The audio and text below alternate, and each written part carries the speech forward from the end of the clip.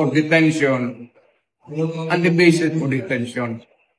So, what is the law and what is the crime that I committed?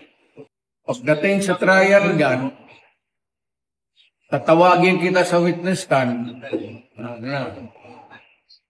Sabihin ko, you're the person who arrested me.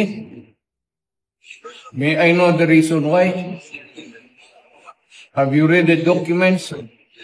Or at least, have you read the case at that time when you made the arrest? So that you would be guided to what you should know. Alam mo ba na hindi man lang siya na-serve anong kaso kung pinag-charge sa kanya ngayon? Hindi niya alam. No? Kahit na PI man lang. Alam mo, ang charge sa kanya nasa dyaryo lang. And then, hindi pa kayo na ano na ganito ginagawa natin. Sumusunod tayo sa isang entity na hindi na tayo member. Nag-withdraw na tayo. And yet, sir, you are the Prosecutor General. Yes. You know how to exercise due process. Before you can even file charges, you have to file a complaint.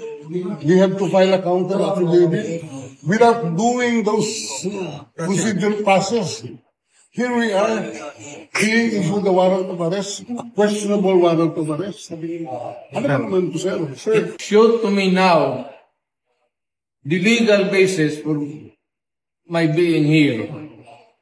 As apparently, I was brought here not of my own volition. It's somebody else's. Kung hindi ibang tao, ikaw siguro, because this is your structure. So you have to answer now for the deprivation of liberty.